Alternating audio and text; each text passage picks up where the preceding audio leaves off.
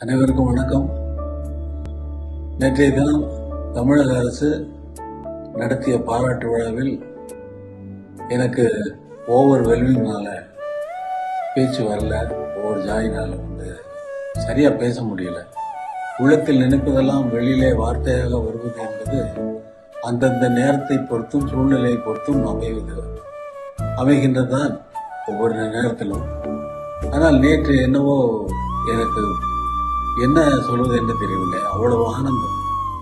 ஒரு பாராட்டு விழாவை இவ்வளவு சிறப்பாக ஒரு முதல்வர், ஒரு அரசு எந்த முனைப்பு எடுத்து எல்லோரும் அரசியல் சார்ந்த எல்லா அமைச்சர்களும் எல்லா சீஃப் செக்ரட்டரியிலிருந்து அவ்வளவு பேரும் இன்வால்வ் ஆயிட்டு அதை கொண்டு செலுத்தினது ரொம்ப என்னால் நம்ப முடியாத ஒரு சூழ்நிலையின் காரணமாக தான் எனக்கு ஓவர் வெல்மிங்ல சரியான பேச்சு வரல.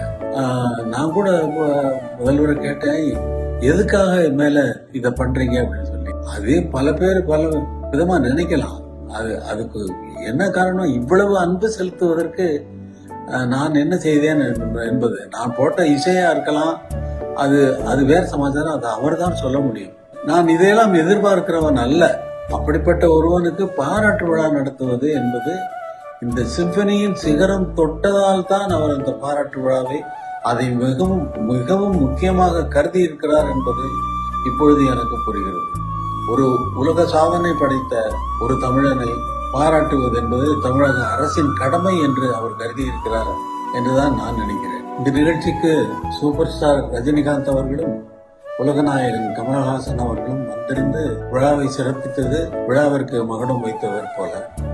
ஆனால் விழாவிற்கு வந்தவர்கள் சிம்பனி எப்படி இருந்தது என்றும் அல்லது எங்களுடைய திரையுலக வாழ்க்கை 50 வருட வாழ்க்கை எப்படி இருந்தது என்றும் அதில் நடந்த சம்பவங்களை பற்றியும் சொல்லாதது எனக்கு ஒரு சிறு விஷயமாக இருந்தாலும் அது ஒரு விஷயமாக எனக்கு பட்டது. ஆனால் அவர்கள் ரசிகர்களுக்கு மிகவும் சந்தோஷமாக இருந்திருக்கும். ரசிக பெருமக்களும் வந்திருந்த அனைவரும் எல்லா துறையை சார்ந்தவர்களும், சினிமா துறை, பத்திரிகை அன்பர்கள், அமைச்சர் பெருமக்கள், மற்ற முக்கியமானவர்கள், இவர்கள் எல்லாம் வந்து அவர்கள் கேட்டது பார்த்தது எல்லாமே மிகவும் மகிழ்ச்சிகரமான விஷயம். தமிழக மக்களுக்கு மட்டும் அவர்கள் இதை காண முடியாமல் அந்த இடத்தினுடைய அமைப்பு இருப்பதனால் நம் மேடையிலேயே நான் சொல்லிவிட்டேன், இன்னொரு நிகழ்ச்சி கண்டிப்பாக நான் மக்களுக்காக நடத்துவேன் என்பதை மேடையிலேயே நான் சொல்லிவிட்டேன். அது கண்டிப்பாக நடக்கும். மக்கள் அனைவரும் அதை எதிர்பார்க்கலாம். அந்த நாளை நானும் மிகவும் ஆவலோடு எதிர்பார்க்கிறேன்.